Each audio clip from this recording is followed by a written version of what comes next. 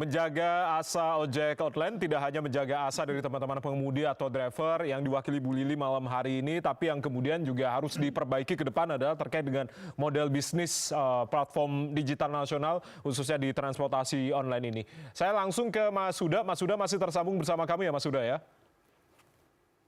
Yes. Ya, Mas Huda, ke depan apa yang kemudian diharapkan atau dikawal secara bersama-sama dari DPR Komisi 5 sendiri terkait dengan tadi perbaikan dari model bisnis platform digital nasional secara menyeluruh, dan juga jangan lupakan juga terkait dengan kesejahteraan bagi para ojek online, aplikator juga terkait dengan hak-haknya dan juga para konsumen.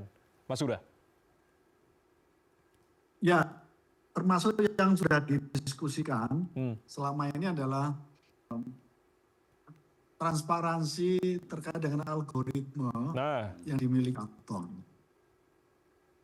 Ini penting, semua pihak bisa mengakses algoritma dari Apton ini supaya memastikan tadi yang dikhawatirkan oleh Pak Dr. Jangan sampai lalu karena kebijakan tarif dan lalu membebani pengguna dalam hal ini publik. Yeah. Yang kedua, memastikan angka yang disampaikan oleh Pak Bengkulu 2 dengan 8% itu betul-betul bisa dilakukan pengawasan secara bersama-sama. Dan yang ketiga, memastikan bahwa inilah bagian dari menciptakan ekosistem terbaik bagi transportasi gitu. Nah, transparansi atau akuntabilitas algoritma dari aplikator ini penting supaya menghindari berkonflik yang terjadi dan pasti tidak akan produktif. Itu yang pertama. Dua, saya setuju beberapa opsi yang dipilih oleh pemerintah yang disampaikan juga oleh Pak Dasko misalnya. Pemerintah akan bagian dari pemilik saham dari beberapa aplikator itu. Artinya pemerintah menjadi bagian dari kepemilikan aplikator ini, artinya pemerintah bisa melakukan atas berbagai persoalan yang selama ini keluhan dari teman-teman asosiasi driver. Oke, Mas Huda, mohon maaf saya potong Mas Huda. Mas Huda, mohon maaf saya potong. Ini kan sahamnya 1%. Apakah kemudian bertahap atau 1% ini artinya seperti apa kemudian Anda melihat saham 1% dari Danantara ini, Mas Huda? Saya kira kalau saya belum setahu saya definisi terkait dengan 1% itu. Kalau mau ya pemerintah kalau bisa dominan gitu. Dan ini saya kira pemerintah mengambil opsi 8% untuk aplikator. Pemerintah sudah memikirkan berapa persen saham yang harus dipastikan stabilitas ini bisa terlaksana terimplementasi di lapangan. Oke, baik. Nanti kita juga update terkait dengan tadi saham dari Danantara ke aplikator begitu, dan isu kemungkinan merger antara dua entitas Gojek dan Grab ini apakah kemudian juga akan dilakukan, karena kalau bisa dilakukan ini juga akan menguasai 91% transportasi online di Indonesia begitu. Tapi saya bicara terkait dengan ke depan, ini yang kemudian harus dibangun Pak Trubus, tidak hanya memperbaiki terkait apa yang kemudian tadi disampaikan model bisnis platform digital nasional dari transportasi online ini. Bagaimana kemudian Anda melihat yang harusnya disiapkan pemerintah ini, roadmap-nya ke depan apa? Agar kemudian terkait dengan nasib kesejahteraan rekan-rekan pengemudi ojol, tidak selamanya kan mereka akan jadi pengemudi ojek online. Apakah kemudian juga harus disiapkan lapangan pekerjaan yang lebih mapan untuk rekan-rekan ojek online, atau seperti apa sebetulnya roadmap panjang ke depan? Kalau yang panjang ke depan ya sebenarnya dia posisinya sama dengan pekerja gitu. Kalau misalnya dia posisinya masih sekarang ini nggak bisa mau dibikin roadmap-nya. Yang ada adalah roadmap-nya dia dimasukkan sebagai tadi status pengakuan sebagai pekerja itu. Akan selalu dianggap mitra begitu ya? Nanti akan dianggap mitra terus. Kalau dia posisinya mitra, ya bagaimana dia mau dibuat ini istilahnya ke depan dalam tanda petik pensiunnya piye gitu orang Jawa. Kan yang dipikirkan itu. Kalau sampean saya ada pensiun, nah ini kan nggak bisa.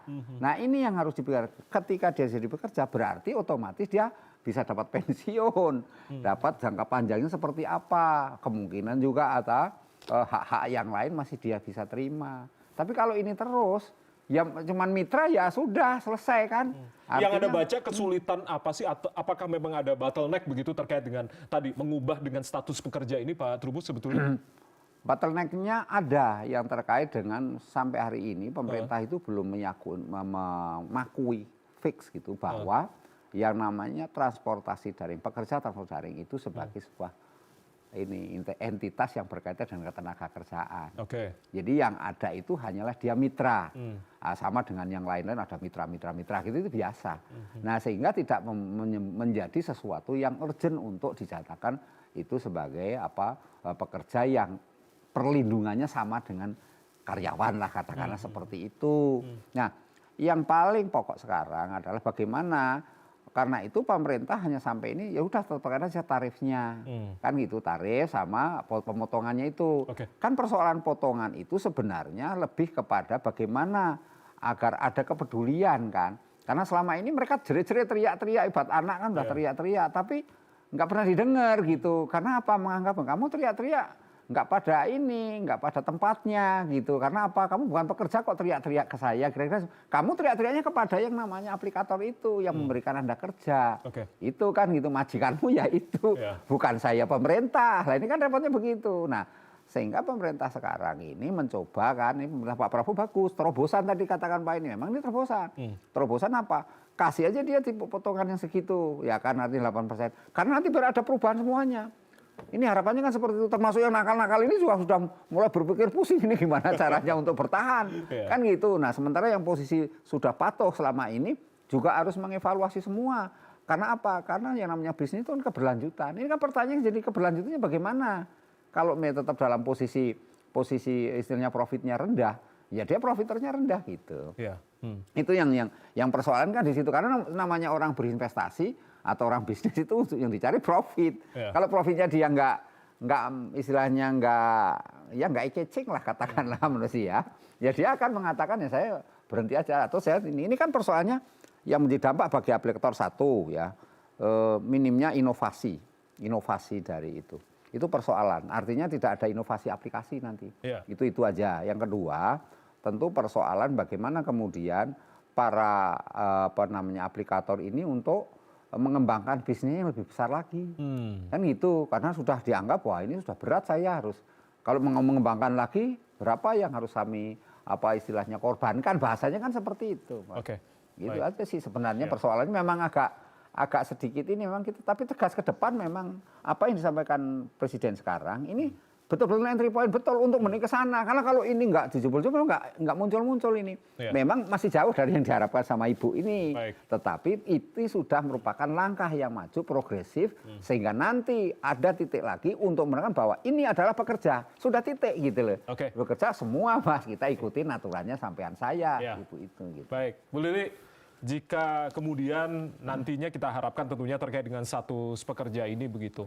Tapi apakah kemudian yang Anda dorong terkait dengan tidak hanya status pekerja dari suara rekan-rekan dari pengemudi ojek online, apa yang kemudian yang diinginkan, yang paling akan didorong kembali selain status kerja ini? Gini Mas, jadi gini ya pemerintah tuh harusnya tidak takut ya, harus tegas untuk membuat kebijakan yang berpihak pada driver. Nah kedua juga ada kita tuh ingin ya ketika ada membuat regulasi ataupun apa tuh kami yang di jalanan ini dilibatkan. Duduk bersama itu tadi? Nah duduk bareng. Kan penguasa ini kan nggak pernah atau gini. Mungkin supaya lebih adil, coba deh pejabat kayak dari DPR, aplikator, sehari aja turun di jalan jadi driver. Mereka akan merasakan seperti apa. Iya. Bagaimana menunggu orderan yang ya. masuk, bagaimana di jalanan panasnya seperti apa, bagaimana ketika kita mengantar ke tempat-tempat yang rawan, contohnya Jakarta Utara, kita berisiko apa ya dengan nyawa kita. Oke. Nah itulah, ya, moga-moga pemerintah juga ke depannya akan memberikan perubahan yang lebih baik, driver ojol bisa sejahtera, nggak muluk-muluk permintaan kita. Yang penting kami itu sejahtera, diakui sebagai pekerja dan kami bisa sejahtera. Oke, Mas Huda singkat saja, apakah kemudian Mas Huda ingin merasakan begitu tadi yang dikatakan Bu Lili, sekaligus closing statement, silakan Mas Huda singkat saja. Saya sering pakai ojek online, jadi merasakan apa yang diceritakan oleh Bu Lili tadi itu. Tapi ini kan sebuah proses politik dan sebuah proses ekonomi politik. Nah karena itu sekali lagi kita semua punya komitmen untuk memastikan pekerja apapun profesinya termasuk teman-teman yang driver online ini bisa kita pastikan ada regulasi yang memayungi ini secara definitif ke depan. Apakah nanti melalui revisi Undang-Undang Ketenagakerjaan atau ada undang-undang baru terkait dengan pelaku gig ekonomi, kita tunggu. Ya, baik. Tentunya kita berharap bersama-sama kita kawal akan bersama-sama terkait dengan Perpres ini. Semoga tidak hanya janji semata begitu, kita kawal bersama-sama termasuk juga salinannya agar kemudian kita pahami secara bersama-sama begitu ya. Sebelum kita tutup ada harapan-harapan dari simbol arah angin di pesawat kertas ini dari Pak Trubus sendiri. Perpres ini perlu pengawasan yang ketat dalam implementasinya. Itu yang kemudian diharapkan oleh Pak Trubus dan juga dari Bu Lili sendiri, driver online jadi pekerja dan juga bisa hidup sejahtera. Kita tentunya akan terbangkan harapan-harapan dari pesawat arah angin ini, kemudian kita akan kawal secara bersama-sama begitu ya. Terima kasih Mas Huda, terima kasih Pak Trubus, terima kasih Bu Lili sudah berkenan hadir dalam diskusi kita di malam hari ini. Saya Ardianto Wijaya, mewakili teman-teman yang bertugas mengucapkan terima kasih atas kebersamaan Anda. Selamat malam, sampai jumpa.